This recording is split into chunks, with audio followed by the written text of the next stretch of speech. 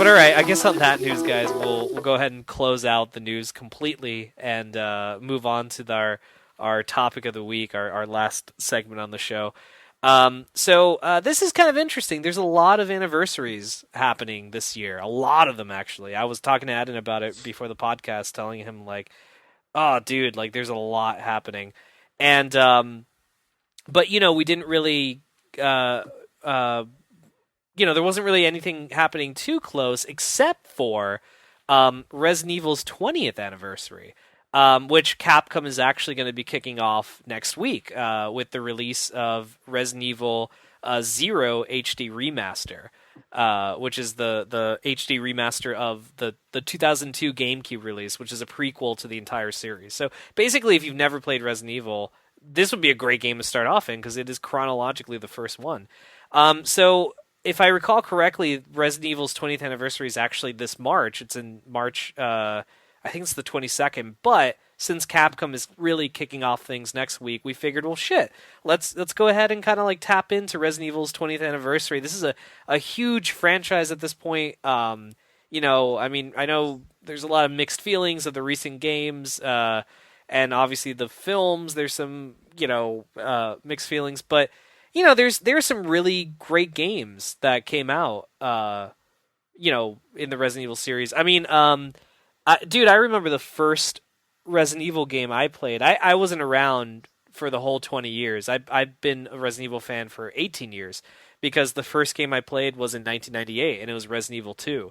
And it was, dude, that game was fucking awesome. It was one of the two reasons I bought a PlayStation, because I had an N64 at the time. Two reasons I bought it was Resident Evil 2 and Final Fantasy 7. Those were the two games that I'm like, I have to own this console. Like, I really need to. And it was my friend's older brother, who I was also friends with. He had the system, and he would show me these games every time I came over. And I think it was like for a birthday present or like a Christmas. I can't remember what it was, but eventually I was able to get one.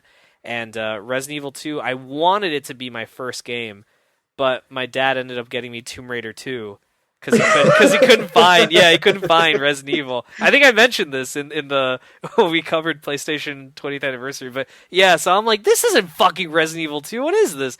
And so like, Tomb Raider. And he's like, well, yeah, he's like, you fucking like that. I'm like, all right, god damn it.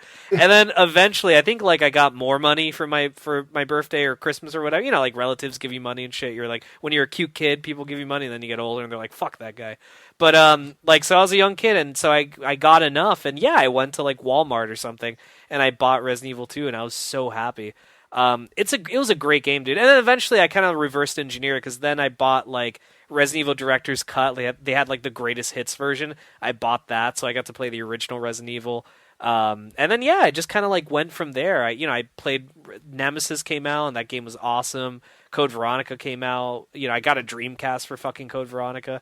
And they just kept getting released more and more and more and more. And honestly, dude, the point I could tell you the point in my origin where I kind of stopped being a Resident Evil fan. It was when they switched from like Resident Evil 0 right after that game came out. That was the last game that was, classic Resident Evil style, like tank controls, like the fixed camera angles and stuff. And when Resident Evil 4 came out, dude, I felt like my own personal Twilight Zone because everybody I spoke to, and even to this day, everybody I spoke to loved Resident Evil 4. And I could see why they liked Resident Evil 4. I wasn't an idiot. Like, it looked like a great game, and it had the things of a great game. But, dude, and to this day, and this is sacrilegious, I know, I fucking hated Resident Evil 4. I still hate Resident Evil 4. Sacre bleu. I know, dude, I just... And I get it, and, respect to anybody who likes that. I'm not trying to shit on you. I hope you continue to like the game until the day you die. But I fucking hated that game so much. I've had to force myself to play through it. I bought it the day it came out in 2005. I think it was like January on the GameCube. And I had to fucking, like, force myself to play that game all the way to the end. Like, I think I was trying to go on a date. And I was like playing the game, and I was like, I was talking to a girl on the phone, and I'm like, yeah, it's great. And I'm in my head, I'm like, fucking a girl, go, not fucking a girl, but a girl, and go on a date, or Resident Evil 4, and I'm like the girl and going to, you know what I mean? Like I Your became priorities so. aren't straight, friend. I'd go for Resident Evil 4. Just She's kind of cute. But anyway, but yeah, dude. So that's kind of like the point where I distanced off from the Resident Evil series. I mean, there's been some good games. I actually liked Resident Evil 5, despite everyone hating it. I thought Resident Evil Revelations 1 and 2 were pretty good. RE6, I haven't played it in a while, so I don't remember. But I remember it was kind of like, it was a bit the wrong direction. But that's my whole take on Resident Evil, really. I mean, I've been a fan for 18 years now, and that's kind of like what I feel about the series at this point. I'm not going to talk about the spin-offs because fuck them. They're terrible. yes. But dude, what was your like first Resident Evil game, if you remember? I've had a very much a love-hate affair with this franchise. Right. As I am a resident horror fan, this is like completely in my jurisdiction to talk about. But with like Resident Evil though, I remember playing it vividly. I was like, by the time you were playing Resident Evil 2, I was 8, so I don't really have too much of experience. But I remember watching my brother play Resident Evil 3, and it scared the living life out of me. Especially Nemesis, it would almost make me cry. I think he was scary. Yeah, he was fucking creepy. Yeah. There was a girl running through the street. It was kind of like almost like early stages of like this is really strange. But no, my actual first experience playing one was Resident Evil 4. Oh shit! Truth to be told, yeah, like that was the first time I actually got my own hands on a game in the Resident Evil series. It was definitely interesting because I think like with Resident Evil, its history has been so interesting. The fact that like Devil May Cry was meant to be a Resident Evil game that turned into its own IP, and then just like the other things that you hear about the development of the game and this and that and the dialogue and stuff. I mean, like the clumsy dialogue and the cheesy dialogue, that's unforgivable on the 90s. Because I mean, when you have Metal Gear coming out at the same time and you also compare it to Resident Evil, you kind of like scratch your head at just like what's going on. Yeah. But I think, like, for me, it was a progression of evolution at first, because I feel like when it abandoned its, like, core kind of mechanics and designs and stuff, it was trading in survival horror for action horror. But I don't think it really executed it that well after 4, because what it was kind of doing, even the direction, even though it wasn't really scary in a huge, kind of, like, on a huge scale, it was still kind of scary at, like, moments. It had, like, great Shinji Mikami design of bosses, how you defeat them, how to approach something, the whole, just everything about it. There was something about it that was very retaining towards the original Resident Evil. Yeah, it was kind of like a leaps and bounds of, different from the first game. Right. And obviously I did love the tank controls. I even remember seeing the remake of Resident Evil on the GameCube, which almost perfected kind of like a remaster, how you want to do a remake, whatever you want to call it. I feel like Gears is the same as well, like Gears Ultimate Edition. It just captures the ambiance of that game, like the heart of that game. It keeps it there. I think it did really well for that. I don't know if that's dated though, those controls, or if we just evolved to third person, because I think third person has just become such a big part of it. Yeah. Third person does make a game a lot easier. I mean, like MGS is an example of that. Like how you can even aim down your weapon sight and kind of like shoot is so much easier compared to MGS1 where you're just shooting kind of randomly and hoping you hit something. Yeah. It has really changed the game, so it has kind of like been, adapting to its kind of things. But I think after 4 and Mikami leaving and the direction he was taking the series, I feel like whoever, the people that took the helm of that project afterwards didn't realize what his vision was. Yeah. And he took it to a point where it just became a full-on action game. And it just kept going down that road to the point where we now stopped at 6. Yeah. We haven't had a main series installment since then. Oh, not counting Revelations, but we haven't had a serious main installment since then. Yeah, like a numbered one. Because I feel like they don't know where it's going. I don't think they want to know what is happening. I feel like probably the best thing for them, if they want to try something, would probably be rebooting the series. Yeah. And using Raccoon City as the kind of like, the main...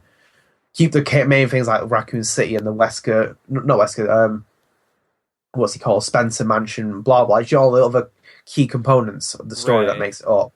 Keep those and kind of like, build new characters into it and stuff. Because I feel like that was a huge problem with Resident Evil. The supporting characters really weren't that interesting, accompanying the main characters. Because there was that great choice of Jill Valentine and Chris Redfield in the first game, Right. and they had some great stories. But I feel like when Sheva came along, I didn't care. I No. just wanted Jill. I just wanted Jill to be there next to Chris, not Sheva. Yeah. And I don't think they really kind of like fleshed out that character. Wesker's kind of death the fifth game is just Right. absurd. Like the main They villain of the entire ruined series. him, didn't they? Like Yeah, as a they really character. killed. Yeah, they Ah. really ruined that towards the end. There were many problems with that game, including punching boulders and like terrible AI that keeps spraying all your fucking Punching boulders. healths. I forgot Uh, about that for a second. Chris, yeah, Yeah. Chris Redfield punches a fucking boulder. I forgot about I think that. someone told me that they finished just before that point. They stopped playing the game before they end up in the volcano or near the volcano, wherever it is, wherever they are. My mind is kind of like trying to like block out that game for good reasons. I'm trying to remember it for some reason, but I think it's somewhere like that. And it's just that entire point. I didn't play it after that. I was like, good, you got a reasonable ending for what you played. Yeah, just stay away. Yeah, it never had that. It never really had a gripping story as well. It was just kind of like, just the kind of like, it was so cliche with like, here's the zombie formula, blah, blah, blah, blah, blah, blah, blah. Great imagination in villains, though. Like, the villains were really cool. Like, Wesker was a cool villain. Nemesis in its own right was a really, really scary kind of like fucking villain. You don't want to walk into that. It kind of had those, it's kind of like if you want to take a contemporary example, like Outlast, it adapts to that because it has those kind of villains where like, you have that big guy chasing after you, have the fucking crazy doctor. It has a great. It's funny you mentioned that, dude. Outlast is like more Resident Evil than any of the most recent Resident Evil games. Like playing that, it was like first person Resident Evil. I felt like that. I think that's why I like that game so much. Like getting the notes and reading what people wrote and stuff, and his, the handwritten notes that dude would do. Like that felt like Resident Evil. It was a great game. I feel like I have more appreciation for Outlast in the sense that I feel like it's more of an evolution of, or a very interesting interpretation of found footage movies during horror.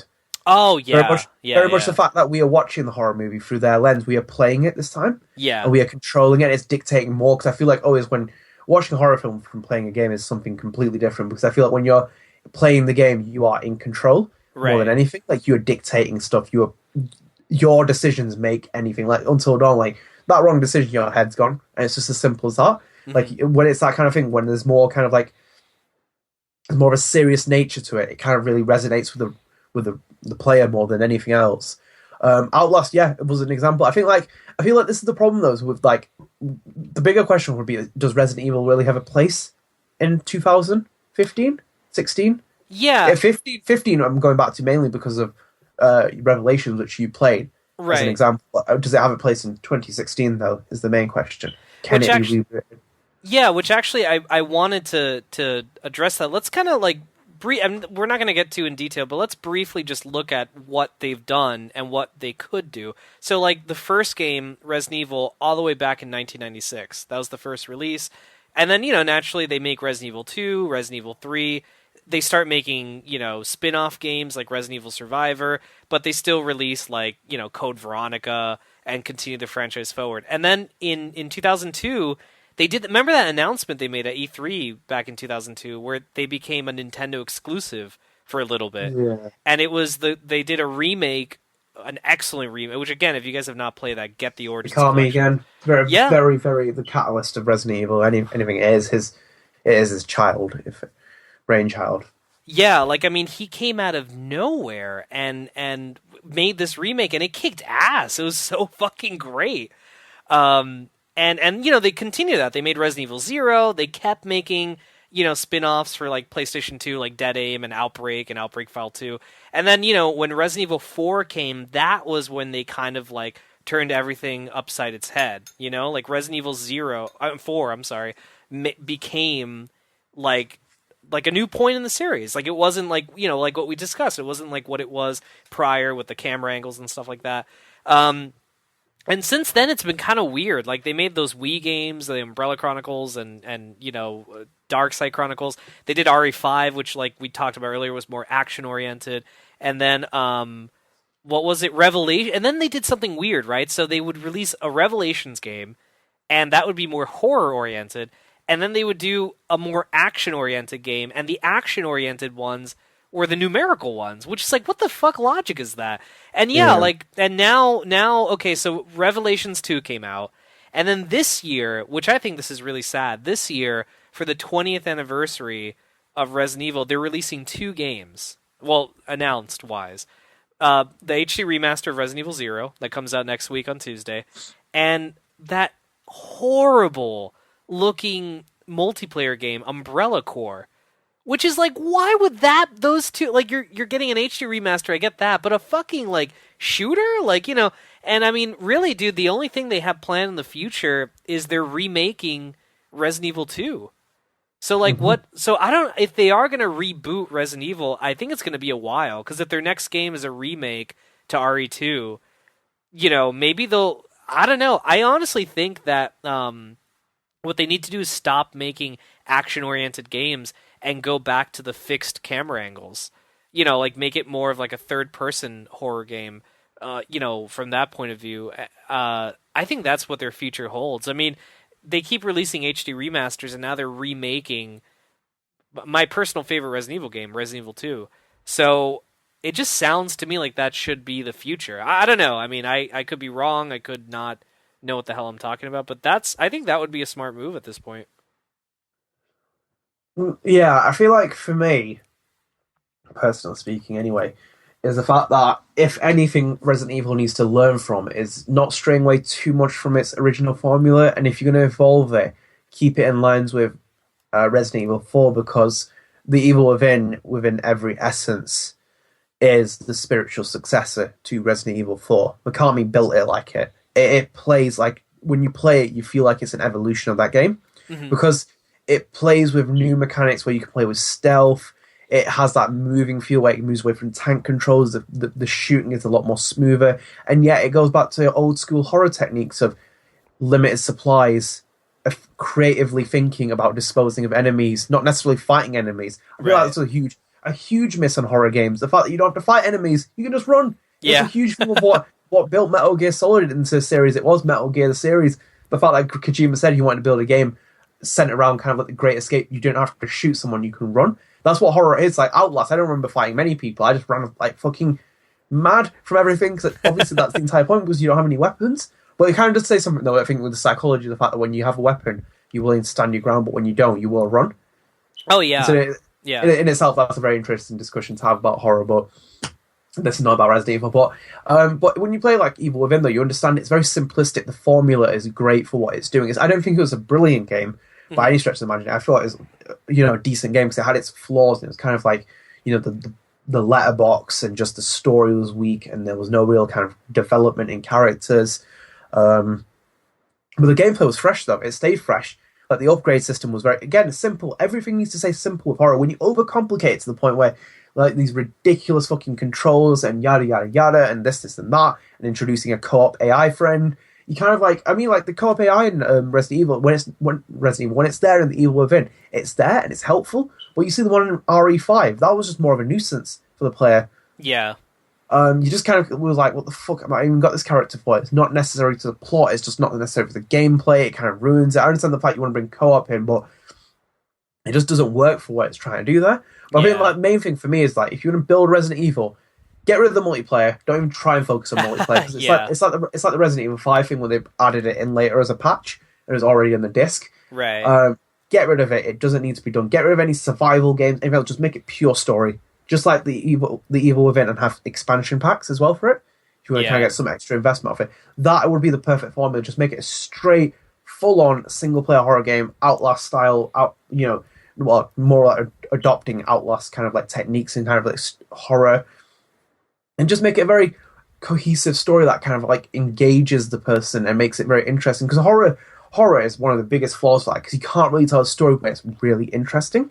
Sometimes the plot is just fucking balmy for what it is, and it can't change for that reason. It just sometimes you just kind of like look at it like, I don't care, I don't want to do it. Because the first Resident Evil wasn't brilliant for that reason. It was just the fact that there were characters that you cared about. You play as Jill, and the STARS unit, everyone in there was really cool. That they had, something about them that you didn't necessarily. If you couldn't play as Barry, you wanted to play as Barry. Yeah, because there's just something about Barry that kind of had that appeal of playing as him. Jill sandwich. Exactly. Until that point, then you kind of like reconsider your decision. Chris is our old partner, I'm just remembering all those voice acting things. But I mean, like, it's like the direction Konami was going to take with Silent Hills and refresh it with Kojima. Not necessarily need a Kojima figure on Mikami. You just need something of a new, fresh take on horror. That kind of, or even better, do what J.J. Abrams did with Star Wars. Play it safe. There's nothing wrong with playing safe. I don't understand what criticism about that. If you want to play it safe, but you can still produce something very, very exciting and refreshing. Because this will be this will be the moment where Resident Evil kind of has to have a big announcement. There's been all kinds of news. We've had about 7 being in development for a long, long time. But do you think that'll be pre RE2 remake, by the way, or do you think it'll be after the remake of Resident Evil 2, and it'll have some connection maybe with Resident Evil 2? It's a tough one, right? I can't really. Honestly. It's a hard one for me to really kind of even predict that. Because they could just do what I said or you said, just like go complete with new characters. Yeah. And just like fuck off the entire thing. Yeah. So it's you gotta say, man, the series. I mean, if you play the last game and you play the first game, you do see an evolution. That's what I think is pretty amazing about this franchise. It's 20 years old and they're still, playing with it. And by the way, I can't believe it's 20 years old. I feel so old, man. I remember, when I first played it, and oh man, it was only like 2 years old. When I first played RE2, that was only a 2-year-old franchise. And man, time flies, man. I can't believe it's been 20 years. But dude, you brought up some excellent points. And if you guys listening have any, thoughts on Resident Evil, let us know. We'd be very curious to hear from you guys. And to kind of close this out, there's other stuff that came out from I don't want to talk too much about this because we should probably wrap up the show, but there's a bunch of other stuff that came out in Resident Evil in the past 20 years. They've made a ton of those live action movies. And I know, I know they're about to release, what is it, the 6th one, which is called The Final Chapter. And I know after that, there's a rumor that they're going to reboot the series and make it more game-oriented rather than, the Alice character and stuff. They've had the animated movies that are actually canon. I actually think they're terrible. It's Resident Evil Degeneration, and the second one's called Damnation. I really think they're terrible movies, but to each his own.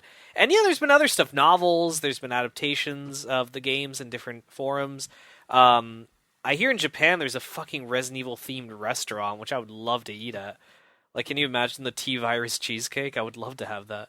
The T-Virus cheesecake. I'm just making that Bloody up. hell, am I need to get you creative at this point to reboot it? The T-Virus cheesecake is green apple flavored. But yeah, so it's a big franchise, and I'm happy to have been around for it for this long, and I look forward to seeing what they do. For better or for worse. Hopefully, it'll be something we can praise. Hope maybe that Resident Evil 2 remake will be so fucking great that we'll be like, oh shit, like, they did it. They brought Resident Evil back. But I guess on that note, we'll probably kind of close the show. I think we should kind of close the show out, Adnan. So I guess take it away, my friend. Right, Tio. Okay, so thank you guys for joining us this week. Don't forget to follow the Gamer Headline Show on Twitter at TGH Show and like our official Facebook page, the Gamer Headline Show. the Gamer Headline Show for up-to-date episodes from Gamer Headlines' official podcast. Additionally, the Gamer Headline Show can be found on Podbean, Stitcher, iTunes, YouTube, and of course right here at gamerheadlines.com. Thanks for tuning in. We'll see you next week, guys. Take care, guys.